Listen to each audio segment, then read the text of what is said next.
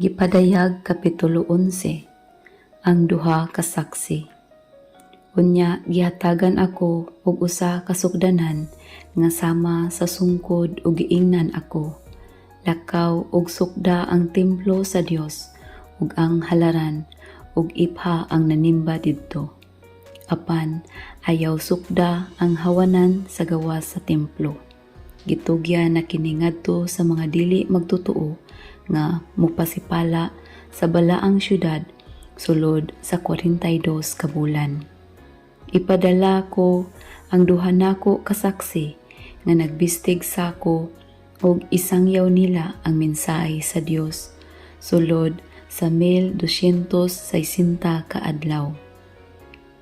Kining duha ka saksi mao ang duha ka kawing olibo ug ang duha ka lampara nga anaa sa atubangan sa Ginoo sa kalibutan. Kung adunay buot mo pasipala kanila, mugula ang kalayo sa ilang baba ug mulaglag sa mga kaaway nila, ug ang tanan nga buot mo pasipala kanila mahiagom gayod sa kamatayon. May gahom sila sa pagtak-op sa langit aron dili muulan samtang magsangyaw sila sa mensahe sa Dios. May gahom usab sila sa paghimong dugo sa mga tubod sa tubig ug sa pagpahamtang sa tanang matang sa katalagman bisan unsang panahona nga gusto nila. Unya, human ikasangyaw nila ang mensahe, makig-away kanila ang mananap nga mugula gikan sa kahiladman. Mulampos gayod ang mananap sa pagbuntog o pagpatay kanila. Magbuyod ang patay nilang lawas didto sa dalan sa dakong syudad. Diin gilansang sa krus ang ilang Ginoo. Ang maong syudad gipasumbingayan og tawag nga Sodoma o Ehipto. Sulod sa tulo ka adlaw ug tunga, ang katawhan sa nagkalain-laing nasod, banay ug pinulungan mutan-aw sa ilang mga haya ug dili kini nila ipalubong. Malipay ang katawhan sa kalibutan tungod sa kamatayon ni ining duha ka saksi. Sa ulogo nila kini pinaagi sa paghinatagay og mga gasa kay gipaantos man pag-ayo ang katawhan ni adtong duha ka propeta. Apan tapos sa tulo ka adlaw ug tunga, kining duha ka propeta gibanhaw sa Dios ug nanindog sila ug nalisang pag-ayo ang tanan nga nakakita kanila.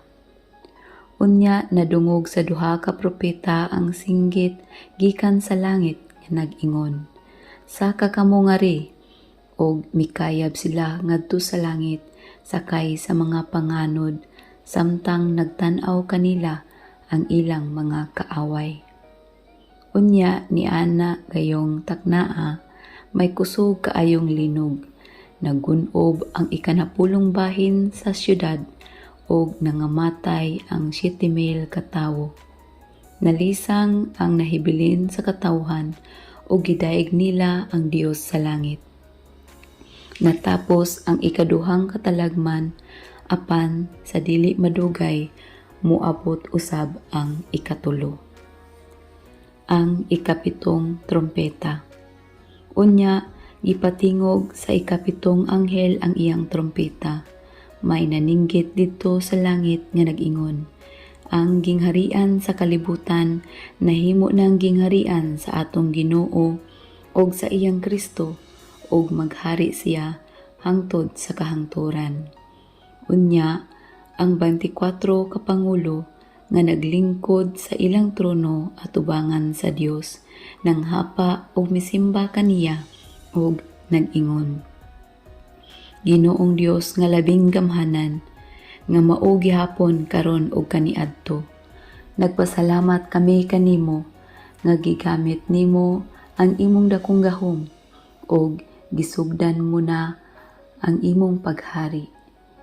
Nasuko pag-ayo ang kanasuran apan miabot na ang panahon sa imong kapungot ug ang paghukom sa mga nangamatay.